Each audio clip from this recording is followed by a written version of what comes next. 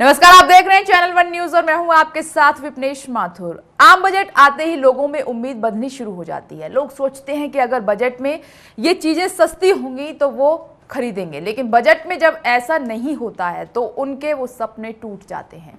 बाजार उम्मीद लगाकर बैठता है कि सरकार के इस बजट से उसे कितना फायदा होगा, और अगर ऐसा नहीं होता है तो बाजार भी लुढ़क जाता है। इस बजट में भी कुछ ऐसा ही हुआ है। बजट से ना तो मिडिल क्लास खुश है और ना ही अपर क्लास। बाजार भी बजट आने के बाद लुढ़क गया है। ऐसे में समझ नहीं आ रहा है कि बजट है किसका।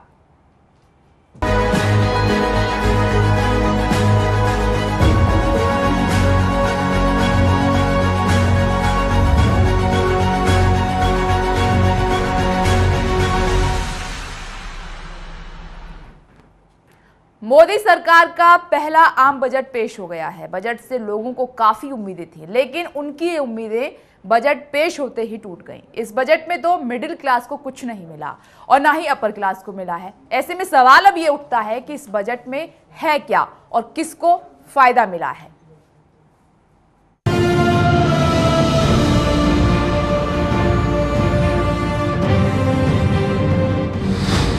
मोदी सरकार का आम बजट।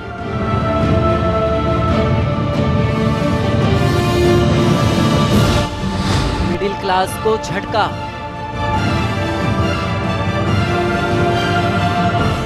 अपर क्लास को भी राहत नहीं। शेयर बाजार भी हुआ नाराज।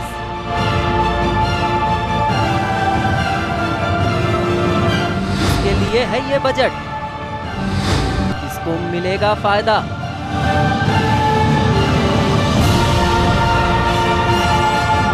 देश का आम बजट। इस बजट पर निर्भर होता है कि किसको क्या मिलेगा और सरकार जनता के लिए क्या कर रही है। जनता को उम्मीद रहती है कि सरकार टैक्स कम करके उनको राहत देगी। बाजार को उम्मीद रहती है कि कैसे ज्यादा से ज्यादा निवेश आएगा। कॉरपोरेट को उम्मीद रहती है कि बजट से उन्हें क्या फायदा मिलने वाला है। देश के हर नागरिक को इस आम बजट से खासी उम्मीद रहती है। किसी की उम्मीद पूरी हो जाती है तो किसी की उम्मीद को इंतजार करना पड़ता है। कुछ ऐसा ही इस बार के बजट में भी हुआ है। वित्त मंत्री अरुण जेटली ने मोदी सरकार का पहला आम बजट पेश कर दिया, लेकिन इस बजट से कई लोगों की उम्मीदें टूट गई हैं। बजट से ना तो मिडिल क्लास को फायदा हुआ और ना ही अपर क्लास को। मिडिल क्लास टैक्स स्लैब में छूट की उम्मीद पाले बैठा था, लेकिन वित्त मंत्री ने इनकम टैक्स स्लैब में कोई बदलाव नहीं किया। इतना ही नहीं, शेयर बाजार को भी मोदी सरकार का ये बजट रास नहीं आया। बजट के पहले शेयर बाजार में भारी तेजी देखी गई थी। शनिवार को बाजार खुलते ही बीएसई में 200 अंकों से भी ज्यादा की तेजी आई और एनएसई में 50 अंकों से भी ज्यादा की। लेकिन जैसे ही बजट भाषण खत्म हुआ वैसे ही बाजार लुढ़क गया। सेंसेक्स में 250 से अधिक अंकों की गिरावट देखी गई। ऐसे में सवाल उठता है कि वित्त मंत्री का ये बजट किसके लिए है? बजट से किसे फायदा पहुंचने वाला है? किसको ध्यान में रखकर ये बजट बनाया गया है? वित्त मंत्री अरुण जेटली की माने तो बजट से गरीबों को सबसे ज्यादा फायदा मिलने वाला है। बजट में जन धन योजना के तहत गरीबों के लिए 2 लाख रुपए का बीमा सिर्फ 12 रुपए के प्रीमियम पर दिया जाएगा। अटल पेंशन योजना के तहत हर खाता धारक को सरकार 1000 रुपए देगी। ये पैसे 60 साल की उम्र के बाद मिलेंगे। प्रधानमंत्री बीमा योजना के तहत हर नागरिक को बीमा सुरक्षा भी दिया जाएगा। अल्पसंख्यक वर्ग के युवाओं के लिए नई मंजिल योजना के तहत 3738 करोड़ रुपए की व्यवस्था की जाएगी। बीपीएल वर्ग के बुजुर्गों के लिए विशेष बीमा योजना शुरू की जाएगी। इसके अलावा सब्सिडी से मिलने वाला पैसा भी सीधा खाते में जाएगा। यानी वित्त मंत्री के इस बजट में प्रधानमंत्री नरेंद्र मोदी का विजन दिखता है। प्रधानमंत्री ने जनधन योजना के तहत खाते खुलवाए थे। अब उन्हीं खातों से गरीबों को सरकार की इन सुविधाओं का फायदा मिलने वाला है। अब देखना यह है कि बजट की घोषणाएं पूरी हो पाती हैं या नहीं। प्रदीप नारानिया के साथ bureau report, channel one news. आम बजट पर बीजेपी अपनी सरकार की पीठ थपथपा रही है, तो वहीं विपक्ष इस बजट पर निराशा जता रहा है। विपक्ष का ये कहना है कि बजट आम लोगों के लिए नहीं बल्कि कॉरपोरेट जगत के लिए बनाया गया है।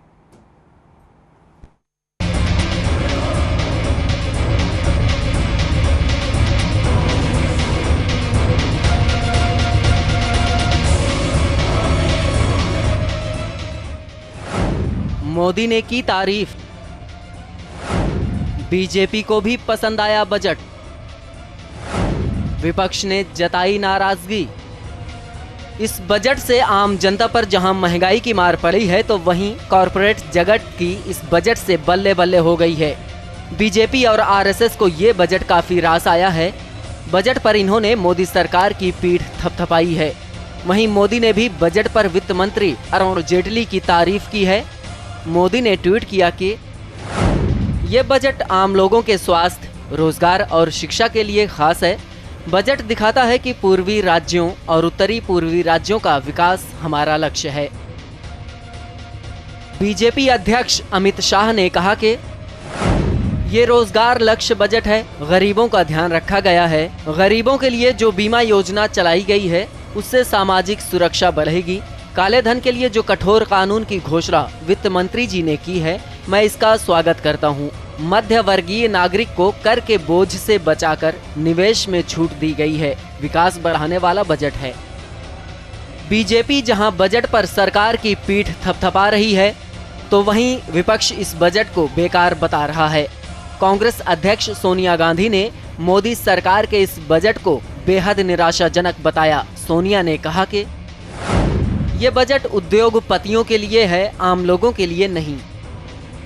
कांग्रेस नेता मनीष तिवारी ने कहा कि आम आदमी के लिए इस बजट में कुछ नहीं है। आम आदमी को किसी तरह की कोई छूट नहीं दी गई। मिडिल क्लास को कोई फायदा नहीं है। कॉरपोरेट को खुश करने के लिए ये बजट बनाया गया है। काले धन को वापस लाने की बात की गई थी, लेकिन अभी तक कुछ नहीं हुआ है। अब कानून लाने की बात की जा रही है। इस बजट में सिर्फ बातें की गई हैं। वहीं बीएसपी सुप्रीमो मायावती ने कहा कि यह बजट देश की आम जनता के हिसाब से सही नहीं है। ज्यादा निवेश करने पर कर में छूट मिलेगा। इसी से ये लगता है कि ये बजट कॉरपोरेट के हित के लिए है, आम आदमी के लिए नहीं है। जेडीयू नेता शरद यादव ने कहा कि स्किल डेवलपमेंट का असर 10-15 सालों में दिखेगा। मौजूदा बेरोजगारों के लिए सरकार का क्या रोड मैप है, इस पर कुछ नहीं कहा गया है।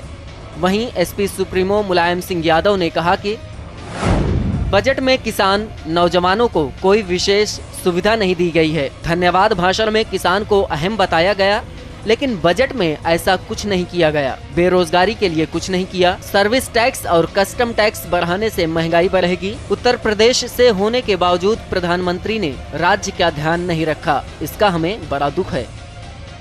ये राजनेताओं की प्रतिक्रियाएं हैं जो बजट पेश होने के बाद अक्सर आती हैं। ये हमेशा से ही होता आया है कि सत्तारूढ़ दल अपने सरकार के बजट की तारीफ करता है तो वहीं विपक्ष इसमें कमियां निकालता है।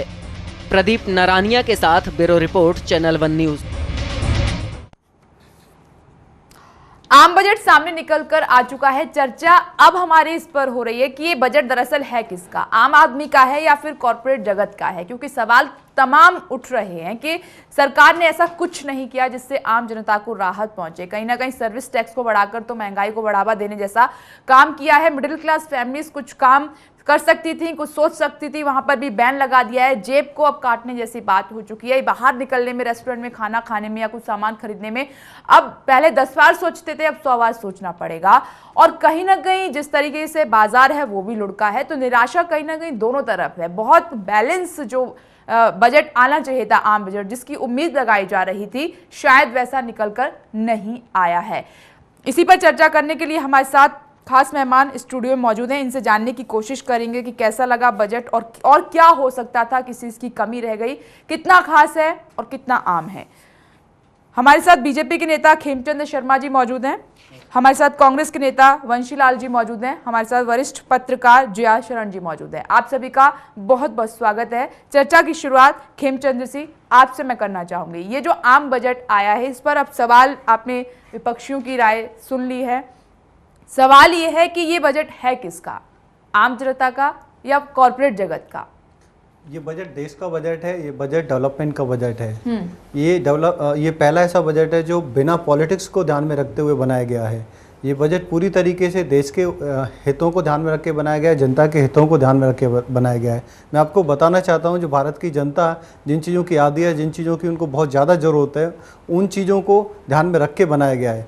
भारत की जनता को रोजगार की ज़रूरत है, तो रोजगार के सृजन करने के लिए उद्योगों को बढ़ावा दिया जाएगा। और उद्योगों को जो कॉम्प्लिकेशंस थी, जो 30% उन पर टैक्स लगता था, उसको घटा के 25% सिक्वेंशियली किया जाएगा। मैं आपको इसमें एक इंटरेस्टिंग फैक्ट बताना चाहता हूँ। जो 30% टैक्स लगता था वो इफेक्टिव 23% ही होता था। 7% उसमें डिफरेंट टाइप की डिडक्शंस होती थी, और वो डिडक्शंस इतनी कॉम्प्लिकेटेड थी जिसकी वजह से बहुत सारे केस कोर्ट में पड़े होते थे। तो उससे उद्योग जगत भी परेशान था, गवर्नमेंट भी परेशान थी कि गवर्नमेंट की जो रेवेन्यू आनी चाहिए थी वो नहीं आ पा रही थी।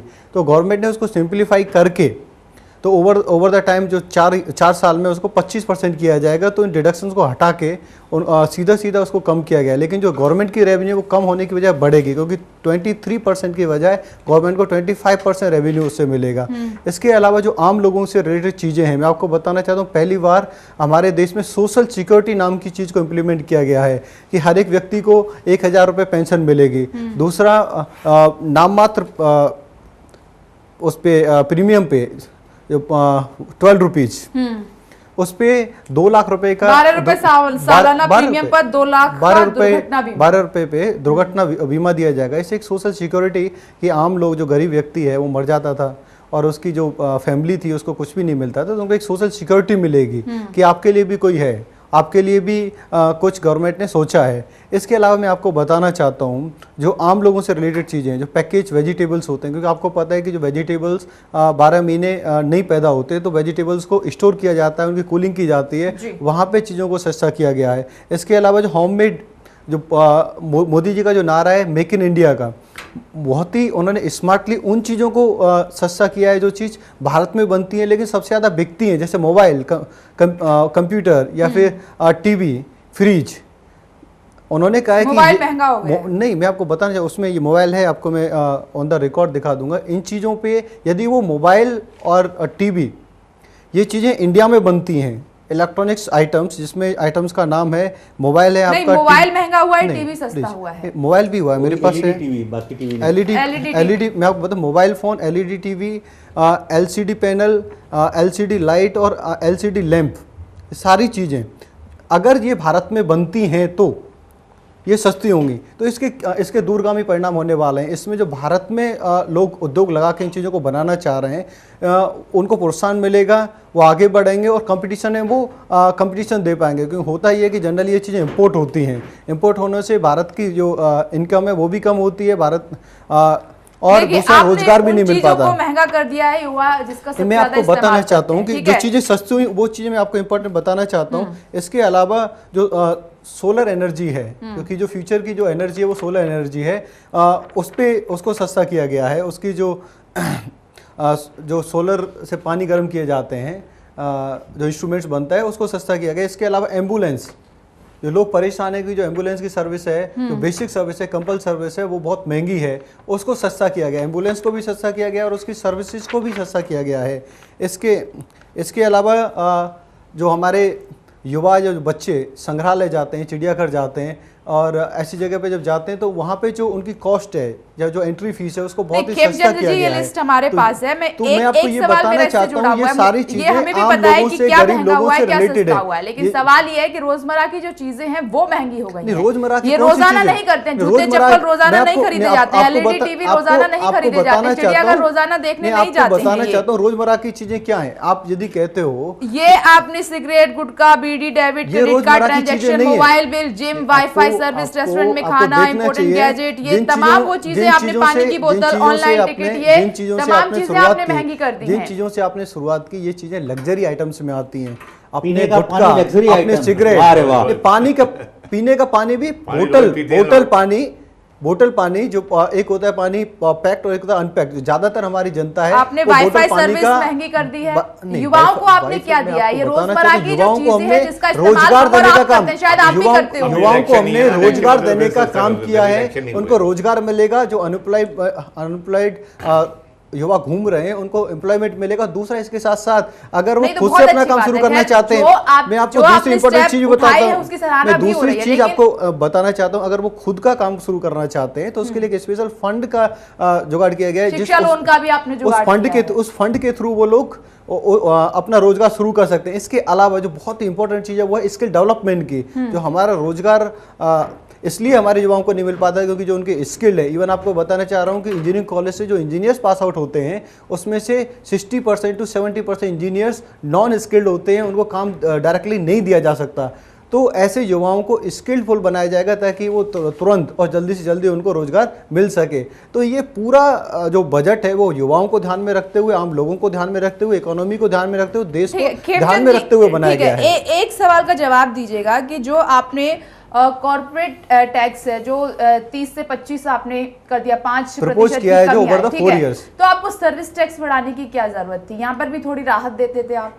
नहीं, मैं आपको बताना चाहता हूँ सर्विस टैक्स में भी बहुत ही इंटरेस्टिंग फैक्ट है। जो एजुकेशन टैक्स जो स्टेट गवर्नमेंट और सेंट्रल गवर्नमेंट लगाती थी, जो on the top of service tax होता था, उसको भी इसमें इंक्लूड किया गया है।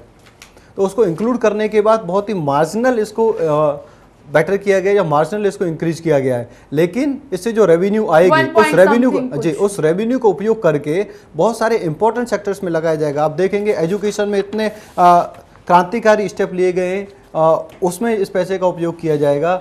हेल्थ सेक्टर में, डिफेंस सेक्टर में, और इसके साथ साथ जो इंफ्रास्ट्रक्चर जो हमारा चरमराया हुआ है, जिसकी वजह से हमारी जो इकोनॉमी है वो आगे नहीं बढ़ पा रही है। यदि उस इकोनॉमी को हमें लेकिन आपने ट्रैक पे लाना है तो वहाँ पे हमें एक पैसे बात बहुत जरूरत क्लियर है। नहीं किया है कि जो टैक्स की पारदर्शिता है, दरअसल लोग मिडिल क्लास फैमिलीज टैक्स पे तो कर देती है, जो जिन लोगों को करना होता है वो टैक्स के विकास के रूप में उनको मिल पाता है, मिल पाएगा, इसमें बहुत मिल बड़ा पाएगा। झोल है, इसमें बहुत बड़ी गड़बड़ी है। मैं आपको ये बताना आपने चाहता हूँ कुछ उनको किस points तरीके clear से नहीं मिलेगा। किए हैं। नहीं, मैं आपको टैक्स तो आप ले रहे हैं, या टैक्स प्लीज तो आप ले समझिए, रहे हैं, आप लेकिन क्या समझिए, टैक्स वो जनता तक पहुंच रहा है वो विकास के रूप में? पहुंचेगा जो हम टैक्स इस पर लेंगे। शायद आपने सोचा नहीं है। हमने सोचिए सोचा है, खेमचंद जी। हमने पूरी ठीक तरीके है, से नहीं, अगर सोचा है। मैं आपको बताना सोचा चाहता हूँ होता, कि तो जो आम बजट जनता के से हम सामने एक्स्ट्रा निकल कर आता। टैक्स लेंगे वो हम खेमचंद जी, कहने एजुकेशन से नहीं होता नए है। एम्स बनाएंगे। देखिए, मैं आपको कहने से बताना नहीं चाहता हूँ, होता एम्स है। जैसे कहने से नहीं होता, हमने प्रपोज किया है कि हम एम्स जैसे हॉस्पिटल्स बनाएंगे, जो जम्मू कश्मीर बनेगा, पंजाब में बनेगा, तमिलनाडु में बनेगा, हिमाचल और बिहार एंड असम में बनेगा। नहीं है वहां पे, नहीं पहले से है, लेकिन जो उनकी डिमांड है वो डिमांड बहुत ज्यादा है। अगर हम एक्स्ट्रा पैसा ले रहे हैं, नहीं आधारशिला नहीं रखे, वहां पे एम्स नहीं है। जिन स्टेट्स में एम्स नहीं है वहां पे एम्स बनाया जाएगा। अगर हम उस स्टेट्स की जनता से कुछ ज्यादा पैसा ले रहे हैं तो वहां पे एम्स बनेगा। इसके अलावा जो IITs है, IITs का जो इंस्टीट्यूट है, क्योंकि अभी स्टूडेंट्स ज्यादा हैं, IITs कम है, उनकी स्थापना की जाएगी। मैं आपको बताना चाहूँ PG इंस्टीट्यूट ऑफ हॉर्टिकल्चर्स इन अमृतसर, जो आपका एग्रीकल्चर है, उस पर रिसर्च के लिए एक स्पेशल स्टार्ट किया जाएगा। बहुत सारी ऐसी चीज़ें जो ज़रूरी थी लेकिन जो स्टार्ट नहीं हो पा रही थी, अगर हम गवर्नमेंट सर्विस टैक्स के थ्रू कुछ पैसा एक्स्ट्रा ले रही है तो उसको उनको मिलेगा। लुढ़क गया। आम बजट आने के बाद पेट्रोल और डीजल के दाम बढ़ चुके हैं। मैं आपको बताना चाहता हूँ कि आम बजट और पेट्रोलियम प्राइसेस में कोई लिंक नहीं है। आम बजट से कीमतें लागू हो जाएंगी। आप बिल्कुल सही कह रहे हैं, लेकिन आम बजट और पेट्रोलियम प्राइसेस में कोई लिंक नहीं है। Petroleum prices market link prices हैं। बजट आया है आपके, खैर एक बात तो है कि जो चाहे वो जब बीजेपी विपक्ष में थी तब उनको कुछ अच्छा नहीं लगा, आज आप विपक्ष में तो शायद आपको भी बहुत अच्छा ना लगे। तो प्रतिक्रिया तो मैं आपकी लेना ही चाहूंगी कि, और ये भी उम्मीद करूंगी कि जो अच्छे कदम है उस पर आप तारीफ भी करें। आदरणीय मोदी जी ने कहा था कि लोगों के अच्छे दिन आएंगे, तो आज लोगों के अच्छे दिन नहीं आए हैं। देखिए, पहले जो गरीब आदमी दवाइयाँ लेता है वो पहले तो वही महंगी कर दी इन लोगों ने, उस पर असर पड़ेगा। और उसके बाद जो हैं कंप्यूटर महंगे कर दिए, अब मोबाइल महंगा कर दिया, लैपटॉप महंगा कर दिया, इस पर भी बहुत असर पड़ेगा। और उसके बाद रेल भाड़ा वो भी महंगा कर दिया।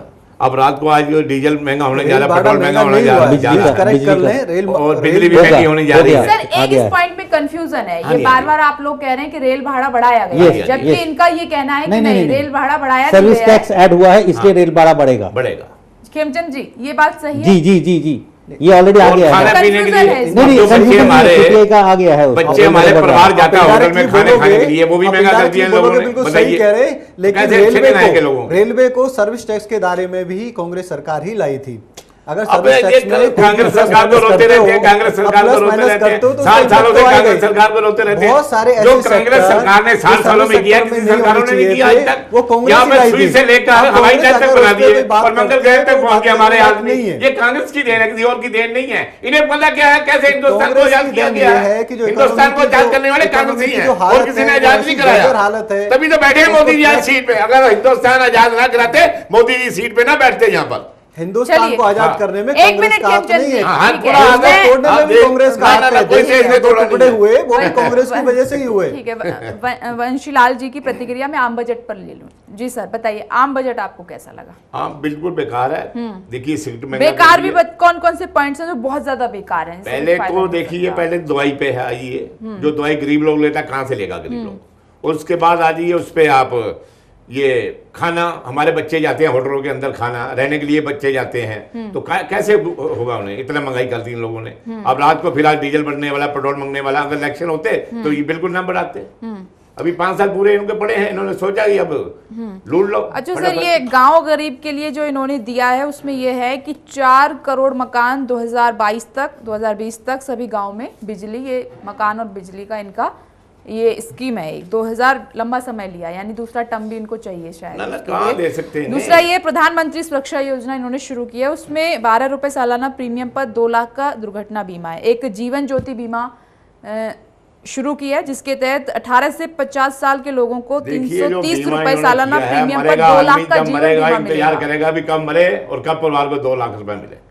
ये तो बहुत स्कीम इन्होंने गलत बनाई है। जीते जी पैसा मिलना चाहिए लोगों को। सिक्योरिटी है सर, वो तो पहले भी हमारा है। जितने भी डेवलप कंट्रीज हैं वहां पे दी जाती है। ऐसी जो योजना है, पहली बार क्रांतिकारी योजना मोदी सरकार लाई है। आपकी सरकार ऐसा अच्छा, पेंशन 7 नहीं साल मिल में रही, जो कर 1000 सकी। रुपए की ये कह रहे हैं पूरे पेंशन देश में आप देंगे, देखिए, वो पेंशन कई- लोगों को मिल नहीं रही है। कई साल हो गए पेंशन नहीं मिली, बच्चों को पेंशन नहीं मिली, बुजुर्गों को पेंशन आज तक नहीं मिली। कई साल हो गए, आप देख इसका लीजिए, मतलब आप आपकी देख लीजिए, सरकार आप ने उनको पेंशन नहीं दी, हमारी सरकार उनको पेंशन देगी। आज तक कई नहीं साल मिल रही हुए, जनाब, इसका मतलब पेंशन आपकी मिल नहीं सरकार रही ने है। नहीं जबकि दी। मोदी सरकार आई है और पैसा दे नहीं रही है, पेंशन मिल नहीं रही है। आपने सर कई बुजुर्ग साल बहुत बोले, परेशान हैं, हम बिल्कुल सिर्फ 9 परेशान हैं। महीने से, बिल्कुल इसका पेंशन मतलब नहीं मिल रही है आपके जनाब। राज्य में चलिए पेंशन ठीक नहीं है। मिली। जया शरण जी, आपने सारे पॉइंट सुने, आपने बखूबी सुना पढ़ा होगा, इसमें अब आपने समीक्षा भी की होगी इसकी, क्या चल रहा है आम बजट को लेकर दिमाग में?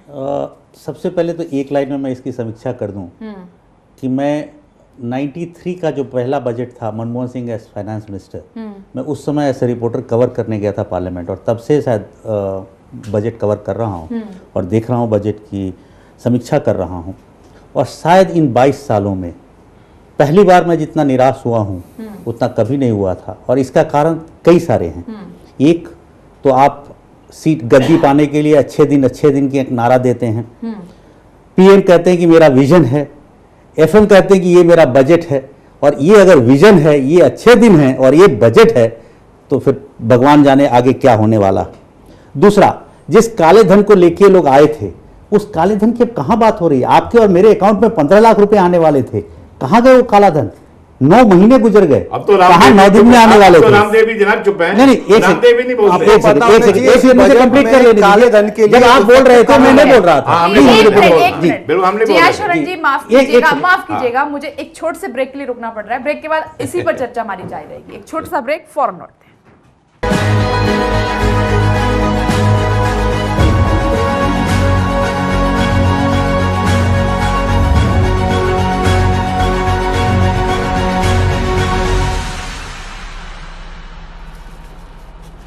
मुझे कंप्लीट कर। आम बजट पर चर्चा हमारी जारी है और हम इस नतीजे पर पहुंचना चाहते हैं, दरअसल ये बजट है किसका? ये आम आदमी का बजट है या कॉर्पोरेट जगत का बजट है? ये किसका बजट है? नाम अभी नहीं मिल पा रहा है दरअसल किसका, क्योंकि कहीं ना कहीं थोड़ी बहुत निराशा लगी है और एक बैलेंस बजट जो मिलना चाहिए था हर किसी को थोड़ा थोड़ा, शायद वो कमी खल रही है। लेकिन सरकार का ये कहना है कि उन्होंने एक पूर्ण बजट पेश किया है और दूरगामी सोच को लेकर ये पेश किया। विपक्षी हालांकि इसको नकार रहे हैं। जया शरण जी कुछ कह रहे थे आप, जी, अपनी मैं बात ये पूरी कह रहा कीजिए। था कि सबसे बड़ी बात है कि हमारे देश में आज भी 65% किसान हैं। उन किसान भाइयों के लिए इन्होंने क्या किया है? इरिगेशन के लिए कोई मेजर फंड दिया हो, बता दीजिए। फर्टिलाइजर में कोई सब्सिडी दी हो। एक हॉर्टिकल्चर इंस्टीट्यूट आप अमृतसर में बनाते हैं। आप 60 साल से एग्रीकल्चर रिसर्च इस देश में हो रहा है, 70 साल होने जा रहा है। आप मुझे एक बता दीजिए कि डिजीज फ्री एक वैरायटी निकली हो, एक जिसको आप MS स्वामीनाथन, जो जिनको आप ग्रीन रेवोल्यूशन के मास्टर बताते हो, उन्होंने एक वैरायटी निकाली, उसको भी अमेरिकन साइंटिस्ट कहता है कि मेरे से चुराया हुआ है। तो एग्रीकल्चर इस देश में तो किसान के साथ जितना बड़ा खिलवाड़ हो रहा है, इस बजट में भी वही हो रहा है। यूथ के लिए आप कहते हैं हम फंड देंगे, लोन देंगे उनका नया स्टार्टअप करने के लिए, एट व्हाट परसेंटेज? अमेरिका में 2% और 1% पे मिलता है, आप 18% पे देंगे, वो क्या कमाएगा भाई?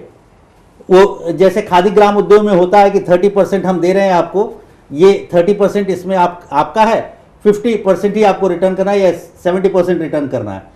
वो मिलने में घूस में ही वो 30% चला जाता है, वो आदमी क्या स्टार्टअप करेगा? वही यहां होना है। सोलर एनर्जी ऑलरेडी एक फेलियर माना जाता है, उसमें आप घटा रहे हैं। आप पूरे बिजली घर बनाने के लिए पूरे देश में 4 बिजली घर बनाते हैं, 4000 मेगावाट कौन सा बहुत बड़ा मेगा प्रोजेक्ट हो गया भाई? मैं आपको दूसरी थोड़ा बात, मुझे factual कंप्लीट correct कर करना मुझे चाहूंगा। कंप्लीट कर लेने दीजिए। कल लोकसभा में मोदी जी खड़े होते हैं और कहते हैं कि मगरेला जो है ये बहुत गलत चीज है, इसको सुधारना चाहिए, ये गलत है, ये है, वो है। और आज नहीं, और आज आप उसके लिए 5000 करोड़ देते हैं, क्योंकि आप देख रहे हैं कि गरीब उससे जुड़ा हुआ है। मेरा वोट बैंक है, मैं इस वोट बैंक को कैसे बचाऊं? नहीं, उन्होंने एक बात और कही थी, कल पीएम ने एक बात और कही थी कि विपक्ष जिस तरीके से निशाना, बहुत अच्छा कहावत है, when you please all you please none. नहीं, और शायद इस सरकार ने वही किया है, वो चाहते थे कि हर आदमी खड्डे कर रहे हैं, किसी को नहीं प्लीज भाई खड्डे होंगे तभी तो पेड़ लगेंगे। 2 मिनट दीजिए प्लीज, 2 मिनट दीजिए। यूथ के लिए यूथ अनएम्प्लॉयड लोगों के लिए मुझे लगता है कि बहुत बड़ी आशा थी। लोग आज बजट से चिपक के बैठे हुए थे कि मेरे लिए क्या आएगा। मुझे नहीं लगता कि इससे बड़ा निराशा उनको होगी, कि उनके लिए कुछ भी नहीं है। आप केवल एक लोन दे रहे हैं, वो भी 18% पे लोन देने जा रहे हैं। ये क्या है? पर्सनल लोन ले रहा है वो आपकी तरक्की के लिए आ रहा है। अब इसमें आप अगर बच्चे पढ़ने के बाद IIT और एम्स से पढ़ के बाहर के देशों में नहीं जाएंगे, ब्रेन ड्रेन नहीं होगा, तो और क्या होगा? नौकरियां कितनी दे रहे हैं युवा को? नौकरियां कितनी दे रहे हैं? एक नौकरी नहीं दे रहे हैं, बताइए आप। युवा बेकार हो रहा है आजकल। ये और ये मोदी जी कहते थे कि हम काला धन लाएंगे। अल्पसंख्यक युवाओं की शिक्षा के लिए एक नई मंजिल योजना लॉन्च ये करेंगे, ये इनका प्रावधान है। और जो बच्चे पढ़ रहे हैं जिनके पास जॉब नहीं है, उसके ऑप्शन भी सरकार तलाशेगी। कैसे? क्योंकि उसके लिए इन्वेस्टमेंट होगा, कंपनियां आएंगी, अपना बिजनेस लगाएंगे, उसमें रोजगार के सरकारी नौकरियां कितनी दे रहे हैं? वो तो रोजगार आएंगे, पता नहीं क्या हो, बच्चे हमारे बूढ़े हो जाएंगे, बच्चे भी हमारे बूढ़े हो जाएंगे। आपके पास से आ रहे पॉइंट क्लियर। मैं एक चीज बता दूं, हमारे देश में सुप्रीम कोर्ट में स्टेट और गवर्नमेंट, सेंट्रल गवर्नमेंट सब उन्होंने एफिडेविट डाला है कि 70% प्राइमरी स्कूल में इस देश में टॉयलेट्स नहीं हैं। ऐसे जगह आप IIT और क्या क्या बनाने की आप झूठ मूठ के ख्वाब दिखा रहे लोगों को, आप जो है उसको तो इंप्रूव कीजिए। जो आपके पास है उस पर इंप्रूवमेंट आप कर ही नहीं रहे हैं। लड़कियां इस देश में सबसे ज्यादा कम school drop out 7th 8th के बाद करती है कि उनके पास टॉयलेट नहीं है। और आप झूठ मूठ के लोगों को सपना दिखा रहे हैं कि हम IIT बना देंगे, हम फलाना करेंगे। जो करना है वो तो कर नहीं रहे। 50 लाख शौचालय का निर्माण हो चुका है। जो मैं बार-बार कहता हूं, हाँ, शौचालय का निर्माण हो चुका है। 70 साल बाद हम 50 लाख अभी 9 महीने में, जब से मोदी सरकार आई है तब से। वो स्कूलों में नहीं हुआ है। नहीं, वो स्कूलों में नहीं हुआ है, वो स्कूलों में नहीं हुआ है, वो जनरल बात हो रही है। मैं स्कूलों का स्पेसिफिकली स्कूल की बात कर रहा हूं। और इनका जो नेक्स्ट टारगेट है, इनका लक्ष्य है 6 करोड़ शौचालय बनाना। अभी 50 लाख तक का तो हो चुका है और नेक्स्ट 6 करोड़। कोई नहीं बना। 50 लाख कहाँ बन गया? 50 लाख शौचालय क्या है? 7 महीने में 50 लाख शौचालय बन रहे हैं। बिल्कुल गलत बात है। और मोदी ये कहते थे कि काला धन लाएंगे, हम काला धन लाएंगे। कहाँ गया काला धन? और रामदेव जी भी अब चुप है काला धन के लिए। सर, काले धन पे ये है कि काले धन के दोषियों को 10 साल की सजा है। काले धन रखने वालों पर सरकार का एक बड़ा ऐलान ये माना जा रहा है, जो हर किसी ने पॉइंट आउट किया है। ये सब जो मैं हमेशा कहता हूँ कि मोदी जी तो सही, फिर सजा दोगे। और अगर विदेश में काला धन छिपाया जाता है तो उसके लिए 7 साल की सजा है और ब्यौरा विदेशी पूंजी का देना पड़ेगा। देखिए, हम एक उग्रवाद को तो ला नहीं सकते और काला धन कैसे लाएंगे? ये कहे 15 लाख। और ये भी कहा गया है कि जो बेनामी संपत्तियां होंगी उनको जब्त करने का कानून भी बनेगा। क्या इनकी पावर क्या है? इनकी पावर क्या 15 लाख देने की? कहां से देंगे 15 लाख? पहले लाओ तो सही, काला धन तो लाओ पहले। ये ला ही नहीं सकते काला धन। आगे के हालात को कंट्रोल और ज्यादा ना बढ़े, और ज्यादा ही ना बढ़े, इसलिए सरकार का ये कहना है कि और ज्यादा ना हो, इसलिए कंट्रोल करने के लिए पहले ऐसे कदम उठा दिए। नहीं, पहले तो लाओ ना, जो इन्होंने वादे किए थे, चुनाव से पहले वादे किए थे, काला धन हम विदेशों से लाएंगे और 15 तो सर कंट्रोल जनता को देंगे, जनता को खा लिया एक पॉइंट जो सरकार नहीं सकते ये, और उससे ज्यादा काला धन तो रामदेव जी के पास ठीक है, खेमचंद जी आप रामदेव जी के पास है, उससे लाओ पहले काला धन। ठीक है, खेमचंद जी कहाँ आप से कितना पैसा आया रामदेव से? नहीं, अडानी अंबानी जी के पास है, पहले वो तो निकालो। जी। मैं अपनी बात रखूं। खेमचंद यहाँ रखिए सबसे बिल्कुल। पहले तो वरिष्ठ पत्रकार सरण जी से मैं रिक्वेस्ट करूंगा कि वो पॉजिटिव रहें, स्वस्थ रहें, क्योंकि नेगेटिव सोचने से कुछ नहीं होता। मैं आपको बताना चाहता हूं कि उन्होंने कोई जो फैक्ट रखे, शायद नेगेटिविटी में वो गलत फैक्ट रख गए। इरिगेशन के लिए गवर्नमेंट ने 5300 करोड़ रुपीज दिए, ऑन द रिकॉर्ड है। हाँ, ऑन द रिकॉर्ड है, ये एलोकेट किया है इसमें। जी। जो आप कह रहे थे कि इरिगेशन के लिए कुछ भी एलोकेट नहीं किया गया है। दूसरा मैं टीचर, पिछले साल कितना था? प्लीज नहीं, प्लीज पिछले साल कितना था उसके प्लीज कंपैरिजन में बताइए ना। आप कह रहे थे कुछ भी हाँ, नहीं दिया तो गया जो पिछले साल था वही आप दे रहे हैं, कुछ नया तो ऐसा आपने नहीं दिया है, नहीं। पिछले साल से ज्यादा है, ये ऑन द रिकॉर्ड है। कोई रेल ने और नहीं इसमें- चलाई और है, दूसरा मैं कोई आपको रेल बताना नहीं चाहता हूँ, चलाई प्लीज है, आप कंफ्यूज रेलें ना बड़ी बेकार हो करें, चुकी ये हैं, जनरल कोई बजट है, ये रेलें रेलवे नहीं बजट है। नहीं है। वो ये दिल्ली से जनरल कटवा बजट गई है, है, वो बजट भी पे हमारी चर्चा सरकार कर ने रहे चलाई, हैं। कांग्रेस सरकार इसको ने चलाई, बजट पे दिल्ली ही से रहने कटवा। दें, कृपया क्यों कंफ्यूज नहीं ना करा? करें। दूसरा मैं आपको बताना चाहता हूँ, आपने बहुत ही आपने बोला कि भाई हमने किसानों को और क्या क्या चीजें दी। जी। 25,000 करोड़ रुपीज जो रूरल इंफ्रास्ट्रक्चर डेवलपमेंट के लिए, और इसमें बेसिकली जो रूरल इंफ्रास्ट्रक्चर में क्या क्या चीज़ें आती हैं, वहाँ की जो रोड है, जो रोड अभी तक नहीं बनी हुई है वहाँ पे 2.5 लाख करोड़ की आप बात कर रहे हैं, ये 25 2.5 लाख करोड़ रुपए 25,000 किसानों को नाबार्ड के गठित फंड के जरिए मिलेंगे। वो एक अलग है। 25,000 करोड़ रुपये जो रूरल इंफ्रास्ट्रक्चर डेवलपमेंट में किया जाएगा। जब वहाँ पे इंफ्रास्ट्रक्चर बेटर होगा तो उनकी कनेक्टिविटी सिटी से या फिर टाउन से होगी, उससे उनको बेनिफिट होगा। इसके अलावा फार्मर को जो क्रेडिट है 8.5 लाख करोड़ रुपीज उसके लिए दिया गया है। इसके अलावा आपने कुछ चीज़ें बोली कि भाई IIT जो ये कैसे बनाओगे यदि एजुकेशन सिस्टम में, जो प्राइमरी एजुकेशन सिस्टम है उसको बेटर नहीं किया जाएगा। आपने बिल्कुल वैलिड पॉइंट उठाया, बहुत ही सही बात उठाई, लेकिन ये दोनों ही चीज़ें अलग है, एक हायर एजुकेशन और प्राइमरी एजुकेशन। प्राइमरी एजुकेशन जो it's a subject of states mostly, और स्टेट्स के लिए ज़्यादा फंड देने के लिए गवर्नमेंट ने ऑलरेडी कदम उठाए हैं, जिससे उनको lakhs of the crore rupees उनको मिलेगा, जिसको वो इन चीज़ों पे खर्च कर सकते हैं। हाँ, जो हायर एजुकेशन है ये it's a matter of the centre. तो जो हायर एजुकेशन को बेटर करने के लिए सेंटर ने इसमें कदम उठाए। इसके अलावा मैं आपको एक और फैक्ट बताना चाहता हूँ जो आपने हो सकता है कि किसी उससे कन्फ्यूजन से गलत किया था। 5 जो आप कह रहे हो पावर के, और वो 20,000 मेगावाट टोटल। हाँ, टोटल मैं 5 मेगावाट का एक कर रहा था। 4 का 4 का है, 5 बनेंगे, हाँ, ईच 4,000, हाँ। तो 20,000। हाँ, तो इसमें total 20,000 क्या होगा? 20,000 तो ऐसा 20,000 नहीं मेगावाट से इस देश को क्या होगा? इट इज फॉर अ इतना बड़ा ईयर, देश इट इज है, फॉर क्या अ होगा? ईयर। क्या होगा ये तो आप भी बताओ ना, 60 साल में आपने क्या किया? 60 दिस साल इज द में क्या टारगेट किया? फॉर अ 60 ईयर, साल दिस इज में द टारगेट स्कूल बनाए हैं, फॉर द नेक्स्ट और 10 years। रेल तक नहीं बनती थी हमारे आपने यहाँ, नहीं सुई किया, नहीं हमें तभी बनती थी। बनाने जिम्मेदारी पड़ तो रहे आपकी बनती हैं। है। आप इतनी जो जिम्मे- आपने अगर कुछ इतना भी किया नहीं नहीं करते तभी तो तो फिर आपको जनता क्यों चुनती? इतनी तो उम्मीद लगा रखी थी सर। आज वंशीलाल वही जी, अच्छा लगा कितने रखी थी, स्कूल मैं आपको बना रहे हैं? बताना वंशीलाल चाहता जी, हूँ। मैं- 60 साल आपने राज किया, इतना भी नहीं करते तो फिर कितना करते? क्यों ना करते, इतना हाँ, काम वही तो किया, ये इतना जो बहुत आप काम गिना किया, रहे हैं कि और ये उसके बाद भी किया, कांग्रेस करेगी 60 साल काम। में इतना तो करने का वादा सरकार रखती है। चाहे बीजेपी होती तो शायद वो भी इतना कर देती। ना गलती कहाँ किया आज तक उन्होंने? पिछले वाजपेयी सरकार है, ये क्या किया उन्होंने? मैं हिंदुस्तान बताना के लिए चाहता हूँ, बताइए ना। वाजपेयी सरकार क्या जी रहा का उन्होंने जो किया? कमाया हुआ बताइए था आप। वही अच्छा यूपीए सर, ने एक बात खाया। बताइए वंशीलाल यदि वाजपेयी जी, जी आप कह सरकार रहे कमा हैं के कि नहीं ठीक है, छोड़ते तो आपने यूपीए बहुत सारा काम किया, देश जब को तक नहीं आप चला करते रहे, पाते। सरकार जनता आपको चुनती हाँ जी, रही। हाँ। अब क्या हो गया, क्यों नहीं चुना आपको? कोई बात नहीं, हम जैसे हिंदुस्तान कांग्रेस सत्ता की भूखी नहीं है, कांग्रेस काम करेगी और फिर भी काम करेगी, चाहे सत्ता में रहे। नहीं, चाहे मेरे ना सवाल सत्ता का में रहे। जवाब नहीं हाँ जी, दिया। हाँ जी। इस बार क्यों नहीं चुना? आप दिल्ली के अंदर इतना विकास हुआ है, अब जनता ने नहीं चुना। दिल्ली में कोई तो बात बिल्कुल नहीं। नकार दिया। क्यों नकार दिया? तो क्या हो गया? हम जनता के साथ कुछ हैं। तो reason होगा हम- इसके ना, पीछे। रीजन नहीं, काम ऐसे है। केजरीवाल ने कहा बिजली फ्री देंगे, पानी फ्री देंगे, हर चीज फ्री देंगे। अब क्यों नहीं दे रहा फ्री? 200 यूनिट पे फ्री दे रहा है, 400 यूनिट पे फ्री दे रहा है, तो सब जगह पे दे रहे हैं। चाहे 1000 यूनिट आए, चाहे 200 यूनिट आए, चाहे 500 यूनिट आए, सब जगह पे फ्री दे। ये क्या हुआ? अब 200 यूनिट पे दे रहा है बिजली फ्री। कांग्रेस ने ये क्या ऐसा मतलब? काम और किया। ये दिल्ली का नुकसान होगा। कॉयल ब्लॉक्स ये को दिल्ली को पैसा कहां से कौने लाएगा? दामों पे बेच दिया। दिल्ली हमारी को गवर्नमेंट कहां की से पॉलिसी देगा की पैसा? वजह से उसमें नहीं, आप 900 इस ओर इशारा कर रहे हैं कि आम आदमी पार्टी ने बहुत ज्यादा झूठ बोला है, झूठ लोगों ने बोला, उस पर बिल्कुल विश्वास झूठ कर लिया, बोला है, धोखा और मिलेगा। दिल्ली को इस पर- बर्बाद होगा, विकास नहीं होगा दिल्ली के अंदर। देख लेना आप, जो हर चीज फ्री मिलेगी कहां से करेगा? तनख्वाहें देगा, हॉस्पिटल में तनख्वाह देगा, सरकारी मुलाजिम है, उन्हें पैसा कहां से आएगा? पैसा जी, आशा बताइए आप। देखिए, दोनों नेशनल पार्टियों की दिक्कत यही है, और शायद दोनों को दिल्ली की जनता ने बहुत अच्छा सबक सिखाया है, और शायद मौका मिलेगा तो इस देश की जनता भी सबक सिखाएगी। एक को सिखा चुकी है, दूसरे की बारी है। और मैं बार बार कई बार आपके प्रोग्राम में भी कह चुका हूं कि एक को अरेबियन ओशन में और एक को इंडियन ओशन में फेंक देना चाहिए। हम तो तभी सर इस देश जमीन की से भलाई उठ के होगी। आए, हम तो सर जमीन से उठ के आए, 60 साल हमने राज नहीं किया, हम 2 सीट से यहाँ तक आए और अपने काम और अपने कॉन्फिडेंस की वजह से आए। मुझे बोलने दीजिए, मुझे कंप्लीट करने दीजिए, उसका जवाब दीजिएगा आप। इन लोगों ने हमेशा सत्ता और कुर्सी के लिए लड़ाई किया है।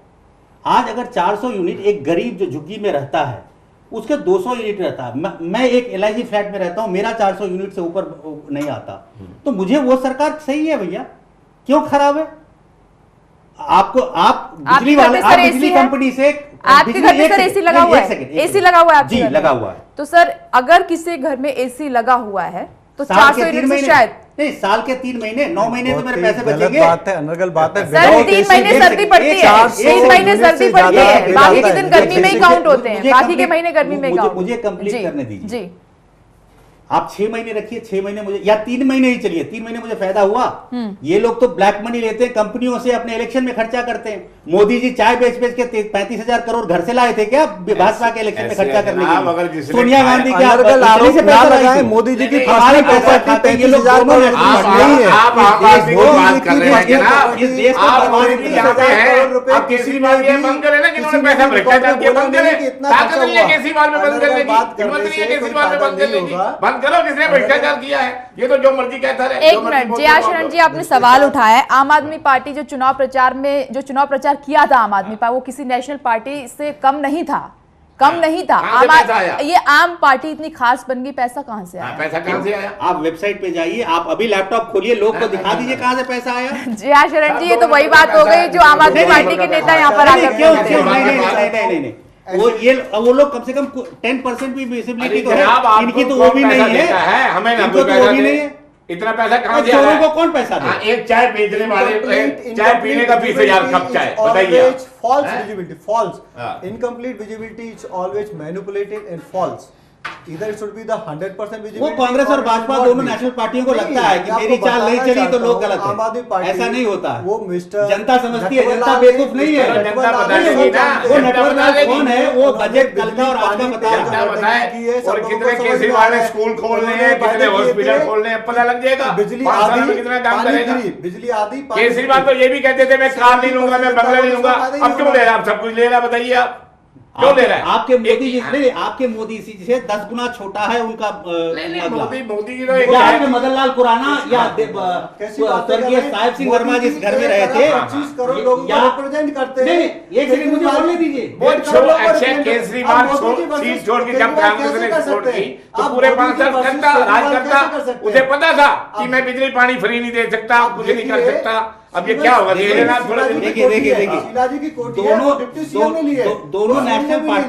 दोनों नेशनल पार्टी की विडंबना यही है। चाहिए जो एक सीएम की कोठी थी, इसका मतलब पता चलता सब पता लग जाएगा। काम नहीं करना, उनको लग्जरी। जैसे मोदी जी का लग गया ना पता आपको 8 महीने में, और केजरीवाल का भी 2-4 महीने में पता लग जाएगा क्या हाल है केजरीवाल जी का। विश्वास है आज यदि देश में बच्चों की कसम खा रहा था मैं समर्थन ना लूंगा ना मैं समर्थन दूंगा, अब सब कुछ लिया उन्होंने।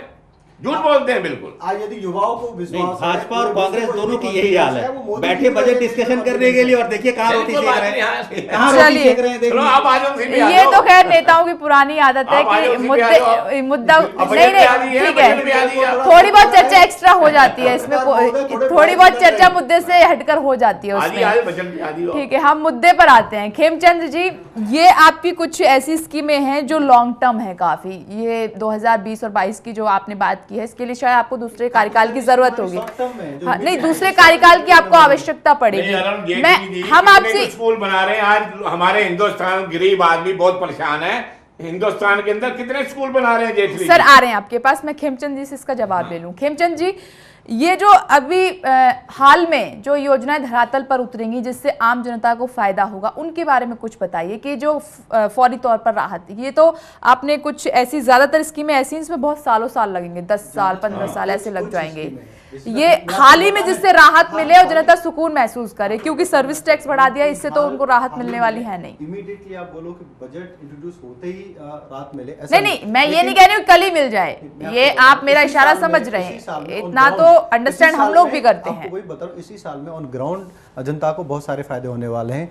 जनता को जो उनकी मूलभूत सुविधाएं, जैसे अभी इमीडिएटली जो एम्बुलेंस हैं, एम्बुलेंस सर्विस है, उनको सस्ती मिलने वाली है। जो उनकी बेसिक नीड की साग सब्जियां हैं, बोलिए थोड़ा सा कुछ और पॉइंट पे, फिर आएंगे इस पर। आप आपको बता, एम्बुलेंस पे बहुत ज्यादा फोकस कर रहे हैं। मैंने आपको बताया, और जो स्किल डेवलपमेंट की वजह से हमारा जो युवा जो बिना रोजगार के घूम रहा है, उसका जो स्किल डेवलपमेंट होगा, उसकी वजह से उसको रोजगार मिलेगा।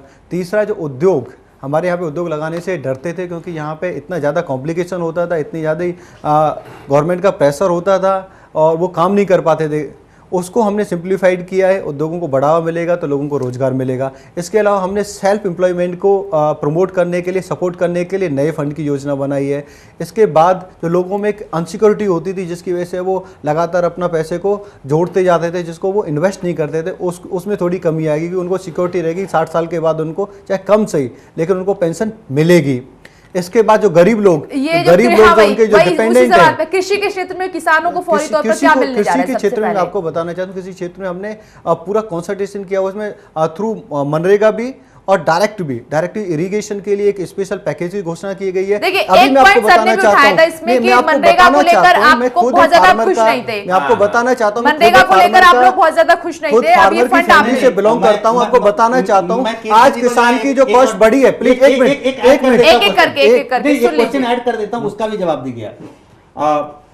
बंसीलाल जी, और अगर आप किसान परिवार से तो आप भी जानते होंगे कि मनरेगा से किसान को लेबर मिलने में कठिनाई हुई है। हमारे किसान को दिक्कत हो रही है, उनको लेबर नहीं मिलता है, ठीक है, और 300-350 रुपए देना पड़ता है। और आज के तारीख में जो आदमी 1 एकड़ अगर आलू उपजाता है गांव में, आज के तारीख में 3 और 2 रुपए बिक रहा है। वो 300 रुपए अगर लेबर को दिहाड़ी देगा तो क्या कमाएगा, क्या खाएगा और कैसे साल में परिवार चलाएगा? जरा केम जी मुझे बता दीजिए। आरसद जी ने बहुत ही वैलिड क्वेश्चन उठाया। मैं बताना चाहता हूँ, ऐसी स्थिति यूपीए गवर्नमेंट में थी, लेकिन हमारी गवर्नमेंट ने कहा कि जो मनरेगा का काम है वो गड्ढे खोदने की बजाय उसको प्रोडक्टिव काम में लगाया जाएगा। प्रोडक्टिव काम क्या होता है? यदि आप एक फार्मर के लिए प्रोडक्टिव और सपोर्टिव काम देखेंगे तो वो जो होता है इरिगेशन। जो अभी मैं आपको बताना चाहता हूँ, किसान की कॉस्ट क्यों बढ़ी, उसको जो नहर से पानी मिलना चाहिए था वो ज्यादातर किसानों को नहीं मिल पाता, इसीलिए वो ट्यूबवेल का उपयोग करता है। ट्यूबवेल के लिए उसको डीजल फूंकना पड़ता है। यदि उसको प्रॉपर इरिगेशन की व्यवस्था की वजह से मनरेगा के थ्रू जो नाले हैं या जो आपकी नहरें हैं उनको खोद के प्रॉपरली पानी पहुंचाया जाएगा, वो सस्ता होगा, किसानों की कॉस्ट कम होगी। जब किसानों की कॉस्ट कम होगी तो उसको फायदा मिलेगा। मैं आपको बताना चाहता हूँ, पानी है लेकिन वो पानी कुछ लोगों तक जा रहा था, प्रॉपर इरिगेशन की व्यवस्था होने की वजह से किसानों तक नहीं जा रहा था। 5300 करोड़ रुपए प्रधानमंत्री सिंचाई योजना के लिए आवंटित किए हैं जी, सिंचाई योजना के लिए 5300 करोड़ रुपए। इससे पूरा नेटवर्क डेवलप किया जाएगा ताकि जो किसानों को, जो छोटे छोटे किसान हैं, उनको पानी मिल सके। वो फ्री का पानी होता है, ऑलमोस्ट फ्री का पानी होता है। ये कब तक हो जाएगा? ये इसमें कितना टाइम है? ये इमीडिएटली काम है, इसमें यदि आपको सही कर दूं, जो आप नहर से पानी अपने खेतों में पटाते हैं उसके लिए पैसा देना पड़ता है। और मैं भी किसान परिवार से आता हूं, मुझे बताना चाहता हूं, वो पैसा नॉमिनल होता है, वो पैसा बहुत ही नॉमिनल होता है। आज भी हमारी फार्मिंग है, वो जो कहां आएगा पानी? राजस्थान में पानी नहीं है। आप दो बात ना करें, जो पैसा देना पड़ता है वो बहुत नॉमिनल होता है। ये कैसे करेंगे आप? ये जो प्रधानमंत्री सिंचाई योजना के लिए जो दो तरीके से मैं आपको बताना चाह रहा हूँ, जो किसानों को जो बेनिफिट होने वाला है वो 2 तरीके से बेनिफिट होने वाला है। उन्होंने जो कहा बिल्कुल सही कहा कि अभी मनरेगा की वजह से जो लेबर है वो बहुत कॉस्टली हो गई है, लेकिन हम जो मनरेगा की जो लेबर है उसको काम ही किसान के सपोर्ट काम के लिए कराएंगे। उससे जो किसानों की मेडें, जब उनके जो खेतों की जो चारदीवारी होती है मिट्टी से, वो टूटती है बारिश में, उसको बनवाएंगे। हम किसानों की नालियां खुदवाएंगे। हम जो किसानों का जो सपोर्ट काम जो किसानों को अपने पैसे से करवाना पड़ता है वो गवर्नमेंट के पैसे से होगा। किसान की कॉस्ट कम होगी तो किसान को लेबर की जो जरूरत पड़ती है वो कम पड़ेगी और उसको सपोर्ट मिलेगी और उसका फायदा होगा। अभी तक ज्यादातर मनरेगा के लेबर के थ्रू अनप्रोडक्टिव काम हो रहा था, इसलिए किसान को कॉस्टली काम करवाना पड़ रहा था और उसको डबल मार पड़ रही थी। अब उसको डबल फायदा होगा, उसको जो काम अपने पैसे से करवाना पड़ रहा था वो सरकारी खर्चे पे होगा। और जो लेबर है, लेबर भी खुशी होगी क्योंकि उसका जो काम है वो एक प्रोडक्टिव काम हो रहा है। अभी मेरे भाई कह रहे हैं फैक्ट्री के लिए हिंदुस्तान के अंदर नहीं, आप फैक्ट्री किसान चल की नहीं बात रही है। करो, मैं किसान की बात नहीं, करूंगा, नहीं, फैक्ट्री की नहीं, बात एक करूंगा, पॉइंट है फैक्ट्री की यहाँ बात पर, करूंगा। जय श्री आप राम जी, एक एक करके बात आपने करिए फैक्ट्री की बात की। ना। आप ऐसा तो नहीं हो सकता नहीं, कि आप ठीक है। सीधा सीधा नहीं, नहीं, इंडिया पहले से लेके आपने- आप यूएस नहीं, पहुंच जाओ। नहीं, आप एक आपने एक पहले एक फैक्ट्रियों की बात की, कंसेप्ट पे बात हिंदुस्तान के करिए। अंदर फैक्ट्री चलेगी। जब चाइना से माल आ रहा है तो हमारी फैक्ट्री नहीं चली, हर आदमी चाइना से आपने माल आ रहा है। बिल्कुल सही कहा, चाइना से जो माल आ रहा है उसको कम बिल्कुल। करने के लिए ही नहीं, कुछ माननीय कर लेना, कुछ उसको ले कम लेना, करने हमारा के लिए माल। माननीय प्राइम मिनिस्टर ने जो इंडिया में इलेक्ट्रॉनिक्स आइटम हाँ, प्रोड्यूस होंगे उनको सस्ता किया है ताकि वो कंपटीशन दे सके। आप ही सरकार ने तो क्या बिल्कुल, किया, बिल्कुल। सीधा इंपोर्ट करो, अपने यहाँ पे जो भी काम है उसको बंद करो, क्योंकि उसको सपोर्ट करना ही हमारा नहीं। माल मोदी चाइना जी से का आ रहा है, मोदी जी फैक्ट्री का जो बंद पड़ी है, विजन यहाँ है पे देख लीजिए मेक इन आप। इंडिया है, ज्यादा से हर ज्यादा आदमी इंडिया में चाइना से माल प्रोडक्शन ला रहा है, कराने हर का आदमी चाइना पे ला है। रहा है, इवन मैं आपको बिना बताना बोल के चाहता हूँ इंडिया में डिफेंस आइटम्स का भी प्रोडक्शन होगा। जब इंडिया में डिफेंस आइटम का प्रोडक्शन होगा आज इतना तो हमारा उससे किसान रोजगार मिलेगा। किसान, आप इतना हमारा अभी तक किसान क्या होता भाई था, परेशान डिफेंस का है, पूरा दमे दे रहे हैं, बताइए आप। पूरा बजट इंपोर्ट अन्ना पर खर्च हजारे को होता आना था। पड़ा, फिर वहाँ पे सड़कों के ऊपर अभी बताइए। डिफेंस का जो मेजर इन्वेस्टमेंट होती है वो इंडिया में होगी, उसकी वजह से बहुत नहीं major सर, अन्ना हजारे की आप investment बात होने छोड़ वाला है। दीजिए, अन्ना हमारे यहाँ हजारे धरना किसी देने और के कॉन्सेप्ट के साथ चले थे और फिर बदल गया आते आते। अन्ना जी का तो बता दें कि बीच वो में धरना छोड़ के लोकपाल बिल महाराष्ट्र को सदन लेकर पहुंच उनकी गए। लड़ाई शुरू हुई तो वो तो अधूरा रह गया, दूसरा पकड़ लिया उन्होंने फिर। जय शरण जी, ये जीएसटी का जो मसला है 2016 से लागू हो जाएगा, गुड्स एंड सर्विस टैक्स का, इसको आप किस तरीके से देख रहे हैं? देखिए सबसे पहले मैं एक चीज़ जो हम एग्रीकल्चर पे थे उसको मैं ख़त्म कर दूं ठीक है, उसके बाद इस पर कि हाँ, जवाब दीजिएगा। कि अब 8 दिन होली के हैं, शायद 8 तारीख को होली है, 6 मार्च 6 को होली है। 6 मार्च। आप देखेंगे होली आते आते आपकी जो आज 30 और 32 रुपए किलो चीनी मिल रही है वो 50 रुपए होने वाला है। और ये मार्केट से नहीं, आज सरकार ने चीनी पे इंपोर्ट पे 15% एक्साइज ड्यूटी बढ़ाया है और इसके चलते होगा। अब ये महंगाई नहीं बढ़ेगी तो क्या होगा? दूसरा, और चीनी ऐसी कंपोनेंट नहीं है जिसको आप खाए नहीं और आम आदमी छोड़ दे। चीनी हमारे देश में भी एनफ प्रोड्यूस होती है। मैं आपको बताना चाहता हूँ उसका जो मैनेजमेंट है वो गलत था, वो खराब था। वहाँ पे जो चीनी मिल्स हैं, चीनी मिल्स प्रॉपरली मैनेज नहीं हो रही थी, उसकी वजह से जो उनके पास माल पड़ा हुआ था उसको बेच नहीं पा रही थी। जो इम्पोर्ट होके जो माल आ रहा है वो उससे वो कंपटीशन नहीं दे पा रही, इसीलिए उसको ये किया गया ताकि जो मिल्स हैं, मिल एक कम्पिटिटिव हो सके और इससे रेट नहीं बढ़ने वाला, क्योंकि हमारे पास एनफ चीनी है। आपको बता दूं पाकिस्तान में 1 किलो चीनी मैन्युफैक्चरिंग का कॉस्ट होता है 11 रुपए 13 पैसे, इंडिया में है 17 रुपए 10 पैसे। क्यों? नहीं, एक सेकेंड, क्यों? एक सेकेंड मुझे कंप्लीट कर लेने दीजिए। और पाकिस्तान हम जो चीनी खाते हैं, भले हम ऐसे पाकिस्तान को जो कह लें, लेकिन मैक्सिमम चीनी जो इंडिया में आ रही है वो पाकिस्तानी चीनी है। ऐसा नहीं है, इंडिया ऐसा में ही है। इंडिया में आपका कांग्रेस largest सरकार में importer मैं आप आपको पाकिस्तान बताना से हैं। मैं आपको बताना चाहता हूँ कांग्रेस के राज में 60 साल में पूरे इंफ्रास्ट्रक्चर को बर्बाद किया गया। तो जो चीनी मिल्स होती हैं Come on। वो ज्यादातर मैं चीनी कुछ और मिल्स बात कर रहा हूँ, आप कहीं और आपको चले बताना जा रहे चाह रहा हूँ हैं। ज्यादातर चीनी मिल्स कोऑपरेटिव हाँ। सोसाइटी के थ्रू चलती है और कोऑपरेटिव सोसाइटी में जो हर भ्रष्टाचार प्लान फैलाने का खराब काम किया किया। गया। आप देखिए शरद पवार जी यूपी में ज्यादा- यूपी में कितने मिल हाँ, cooperative बड़ी- sector आपको में है? बताना चाहता हूँ बड़ी है कि यूपी यूपी की की। ज्यादातर मिलें कांग्रेस की Cooperative सरकार sector में नहीं है। कांग्रेस सरकार और मुलायम और मायावती सरकार की वजह से बंद हुई, ठीक है, इसीलिए वहां पे एक production पॉइंट और कम है, हुआ। वक्त की कमी है, इस पर भी चर्चा करनी है। सर, ये गुड्स एंड सर्विस टैक्स का ये इन्होंने कहा 2016 से लागू हो जाएगा, इसमें इस तौर पर देखा जा रहा है कि लोगों को कहीं ना कहीं राहत मिलेगी इससे, कैसे राहत मिलेगी? कि जिस तरीके से ये समझाएंगे खेमचंद्र जी, ये जो जीएसटी आपने ये 2016 से लागू करने की कोशिश कर जी। रहे हैं, यहाँ पर ये कैसे राहत मिलेगी? एक पॉइंट ये है, इसमें जो राहत मिलेगी तो जनरलाइज सोचा होगा आपने। टैक्सेशन सिस्टम है उसको जनरलाइज किया जाएगा और उसी के तहत स्टेट्स को ज्यादा फंड सेंटर ने रिलीज किया है। इससे जो मल्टीपल टैक्सेशन होता था वो बचेगा। मल्टीपल टैक्सेशन जब बचेगा तो एंड यूजर्स को डेफिनेटली फायदा होने लोगों वाला को आगे सस्ती चीजें थोड़ी मिलेंगी उनसे है। शायद। डेफिनेटली उनको फायदा होने वाला है। इनका सर कहने का शायद इतना नहीं, मतलब नहीं, जितना मुझे मैं ये समझ बताइए, पाई हूँ, मुझे एक जैसे बताइए, मैं बिजनेसमैन आप मुझे एक छोटा सा एग्जांपल देता हूँ। मैं होटल में खाना खाने जाता हूँ, आप मेरे पे वैट लगा रहे हैं, आप कहते हैं हम वैट हटा देंगे, एक रेयरलाइज हम डालेंगे, मुझे वो 12% तो देना ही देना है। आप ऐसे खिलाओ, मेरे से छीन लो मेरे मुंह से, आप या ऐसे गलत पीछे से एग्जांपल करके दे छीन रहे लो। हैं, आप गलत तो छीन ही एग्जांपल रहे दे हो। रहे हैं। कुछ प्रोडक्ट ऐसे होते हैं, तो खाने वाला तो एक प्रोडक्ट ऐसा हुआ जो इमूवेबल प्रोडक्ट है, जिसने बनाया उसी ने सेल आउट किया। बहुत सारे प्रोडक्ट ऐसे होते हैं जो मूवेबल प्रोडक्ट होते हैं, एक आदमी बनाता है वो दूसरे के लिए रॉ मटेरियल बनता है। आप यदि मैन्युफैक्चरिंग सेक्टर में जाओगे, every product is not a last product. तो one product become the raw material for another company और अनदर ऑर्गेनाइजेशन, तो वहां पे इससे जीएसटी के थ्रू फायदा होने वाला है। आप खाने का एग्जांपल जीएसटी के लिए दोगे, ये सही नहीं है। आप खाने की बात करते हो, आप ये होता मिडिल क्लास में, जो ट्रू मिडिल क्लास है, उनकी फैमिली कितने बार खाने के लिए बाहर जाते हैं, कितने बार होटल में जाती है। आम लोग, सब वो लोग जाते हैं जो अफोर्ड कर सकते हैं। मन क्या है, जो अफोर्ड कर सकते हैं वो लोग वहां पे जाते हैं। आम लोग अपने घर पे खाना खाते हैं, जो घर का खाना है वो सही से आए, वो सस्ता रहे। वो मकान कितने महंगे हैं, गरीब आदमी मकान नहीं ले सकेगा। बिल्कुल सही कहा आप। 8 महीने में देखिए मकानों के रेट गिरे हैं, ड्रास्टिकली गिरे हैं। मकानों के रेट कांग्रेस ने बढ़ाए, मकानों के रेट आपकी सरकार ने बढ़ाए। हमारी की सरकार ने 10 महीने में शायद मकान के रेट तो अभी शायद अगर दिल्ली की बात करें, जहां तक मुझे इन्फॉर्मेशन, मकान के रेट सस्ते चल रहे हैं इस समय। कहाँ? मुझे एक सेकंड, मुझे किस एरिया में, एक एरिया बता दे दिल्ली का ये जहाँ आपको लग रहा हो कि मकान का किराया रेंट और रेट दोनों में परचेजिंग की बात कर रही हूँ। मैं रेंट और रेट दोनों की बात कर रहा हूँ। जिस ये जो अभी बन रहे हैं, ये जो फ्लैट्स बन रहे हैं, उसमें उन लोगों का एक ही कहना है कि मंदी चल रही है अभी। ऐसा नहीं है, ये जो प्रॉपर्टी डीलर्स हैं उनकी कहानी है। और दूसरी बात कि ये लोग एक तरफ तो कहते हैं कि ब्लैक मनी हम हटाएंगे, और दूसरी तरफ अगर दिल्ली में आप प्रॉपर्टी, दिल्ली में अगर आप प्रॉपर्टी खरीदने जाते हैं तो 60% तो आप 60 क्या 80% ब्लैक देते हैं।